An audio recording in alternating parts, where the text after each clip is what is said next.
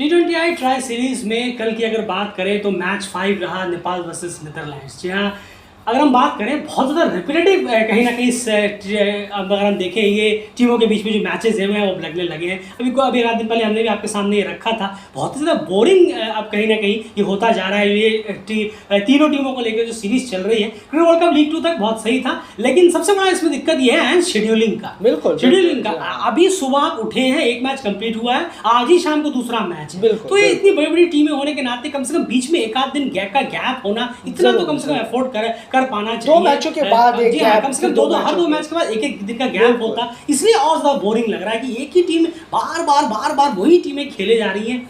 पिछले ऐसा लग रहा है महीना हो गया ये टूर ही खत्म नहीं हो रहा है ट्राई सीरीज का। अगर हम बात करें, इतनी ज़्यादा रिपीटेटिव हो गई है, वही टीमें वही सामने आ रही है, वही फोटोज वही नाम बार बार लेने पड़ रहे हैं, बहुत ज़्यादा बोरिंग और ड्रैगिंग और रिपीटेटिव होता चला जा रहा है। ये सीरीज जल्दी खत्म हो, शेड्यूलिंग का बहुत बड़ा रीज़न है इसमें। जो इतनी बड़ी बड़ी टीमें हैं, खास करके जो स्कॉटलैंड होस्ट है उनको ही देखना चाहिए था। इतनी बड़ी टीमें हैं और इतनी लगातार डेली मैचेस रखवाना 24 घंटे के अंदर बहुत ज़्यादा बोरिंग कहीं ना कहीं होता जा रहा है। चलिए, लेकिन आप जिस मकसद से क्रिकेट में आते हैं वो आपके सामने जरूर हम प्रोवाइड कराएंगे, कंप्लीट कंटेंट एनालिसिस। शुरुआत करते हैं यार कल के मैच के बारे में। हाई स्कोरिंग गेम रहा, शुरुआत फेस बाय फेस। बिल्कुल, अगर हम बात करें 1 से 6 ओवर की, तो नीदरलैंड ने 45 रन किए 4 विकेट के नुकसान पर। उसके बाद नेपाल ने 60 रन किए 1 विकेट के नुकसान पर। पहला फेस नेपाल के नाम रहा, डोमिनेट किया है। बिल्कुल। वहीं 7 से 15 ओवर की बात करें मिडिल ओवर्स की, तो यहाँ पर नीदरलैंड ने 88 रन किए 3 विकेट के नुकसान पर और नेपाल ने 82 रन किए 3 विकेट के नुकसान पर। नीदरलैंड के नाम ये मिडिल फेस रहा। वहीं पर डेथ फेस की बात करें, फाइनल ओवर की 16 से 20 के बीच की, तो 41 रन जोड़े नीदरलैंड ने बिना कोई विकेट गंवाए। और वहीं नेपाल ने इस फेस में 38 रन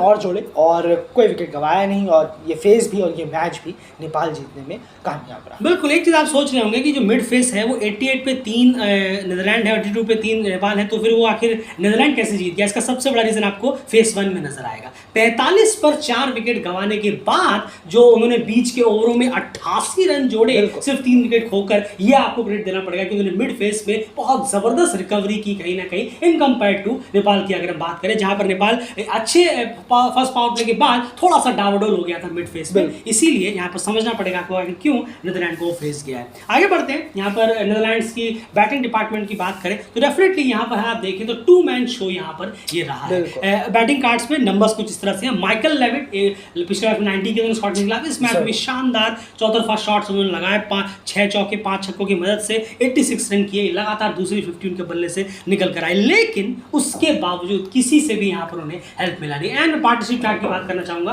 सीधे वहीं पर लेकर चलता हूं। जो नीदरलैंड्स का पार्टनरशिप चार्ट है उसी में आपको स्पारी कहानी समझ में आ जाएगी। ये देखिए पार्टनरशिप चार्ट, पहले विकेट के लिए 1 रन, दूसरे विकेट के लिए 25 रन, 7 रन, 12 रन, फिर सीधा नीचे आकर साकिब और माइकल लेविट के बीच में 63 रन और उसके बाद सीधा नीचे आकर वेंडर मर्वे और आनंद के बीच में 45 रन। तो जो टॉप 3-4 जो बल्लेबाजों के बीच जो पार्टनरशिप हमें देखने को मिलनी चाहिए थी वो मिली नहीं। क्लियरली नीदरलैंड जिस तरह के पिचेस थे, डेफिनेटली 25 से 30 रन कहीं ना कहीं इस गेम में वो पीछे रह गए और उसका बहुत बड़ा रीजन रहा यही जो नीदरलैंड्स के बल्लेबाज जो आप बैटिंग कार्ड में देख रहे हैं। वैसे भी ये लगभग ज़्यादातर नेम इसमें से इस पूरे टूर में फ्लॉप ही गए हैं, इंक्लूडिंग स्कॉट एडवर्ड्स। उनका एक बड़ा इंटरेस्टिंग स्टैट्स हमने डाला है, आप एस्ट्रोक्रिकेट फेसबुक पे जाकर जरूर चेकआउट करिए।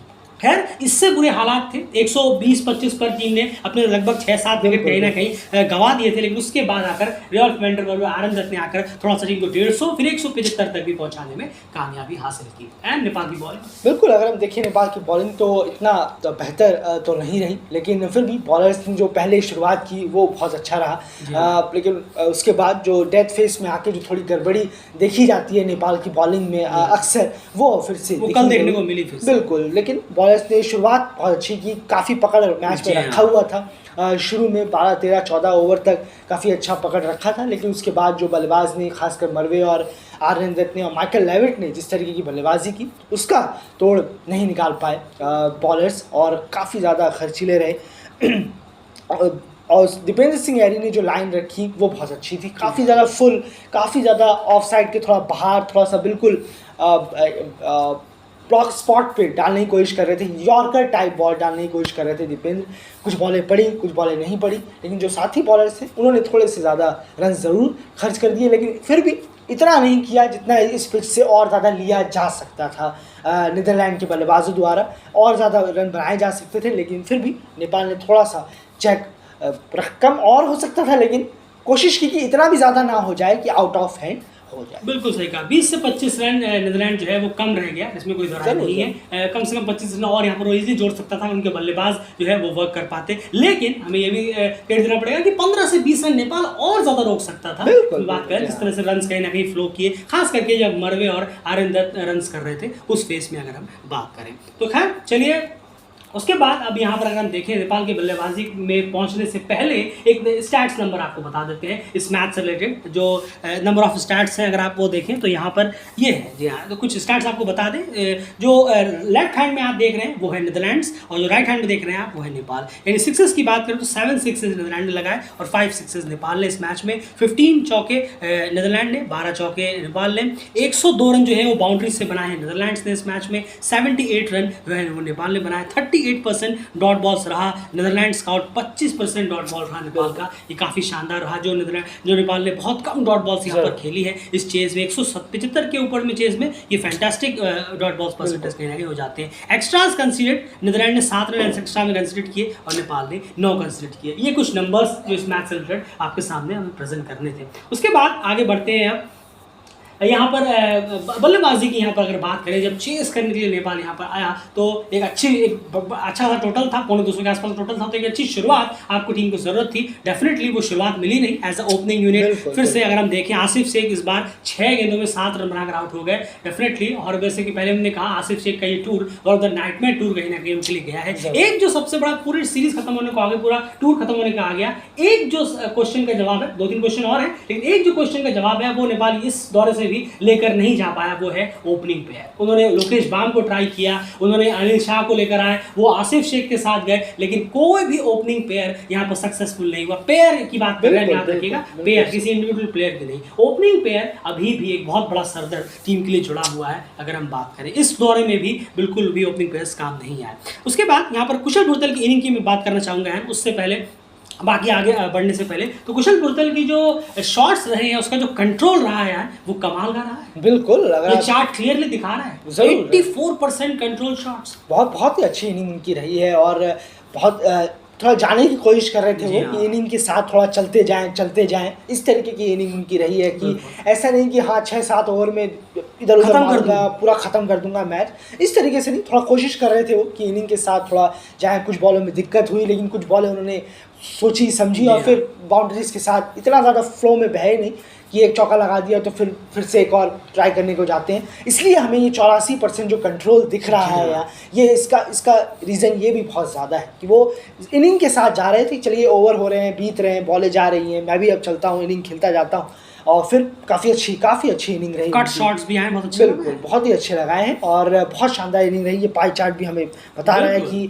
ऑफ साइड, कवर रीजन और लॉन्ग ऑफ रीजन की तरफ, बैकवर्ड पॉइंट रीजन की तरफ खासा रन उन्होंने किए हैं और बहुत अच्छी इनिंग रही। उम्मीद करेंगे कि वो इसे आगे भी कंटिन्यू करें। बिल्कुल सही कहा आपने। यहाँ पर आप देखें, सिंगल्स उन्होंने 22 लिए हैं, डबल्स लिए हैं, ट्रिपल्स भी लिए हैं, चौके भी लगाए हैं और 84% कंट्रोल रहा है। ये फैंटास्टिक नंबर्स हैं। 84% कंट्रोल रखना शॉट्स पर, ये बहुत अच्छे हैं, खास करके ओपनर के लिए, खास करके कुशल भुरतल के लिए जो हम देखते हैं। हालांकि जब कुशल भुरतल से टच में होते हैं, तो कुछ शॉट्स उनके बड़े अच्छे लगते हैं, देखने में खूबसूरत लगते हैं। वही कहीं ना कहीं डे था कल कुशल भुरतल के लिए अगर हम बात करें तो। खैर, माइकल लेविट का चार्ट आपके सामने हम रखना भूल गए, जो उनके जो पाई चार्ट था, उनका ये पाई चार्ट था, उनके जो उन्होंने जो स्कोर किया था 76% कंट्रोल उनका कुशल भुरतल से 8% कम था, लेकिन फिर भी एक 76% उनका कंट्रोल था। ये जो उनके शॉट्स एरियाज है, स्वीप शॉट में उन्होंने सबसे ज़्यादा रन किए, 20 रन, 2 रन किए। बाकी जो एरियाज उन्होंने टारगेट किए वो आप इस स्क्रीन पर देख सकते हैं। तो यही कहीं ना कहीं था, माइकल लेविट का हम उस वक्त भूल गए थे। वापस से बैटिंग कार्ड की तरफ यहाँ पर चलते हैं नेपाल के। उसके बाद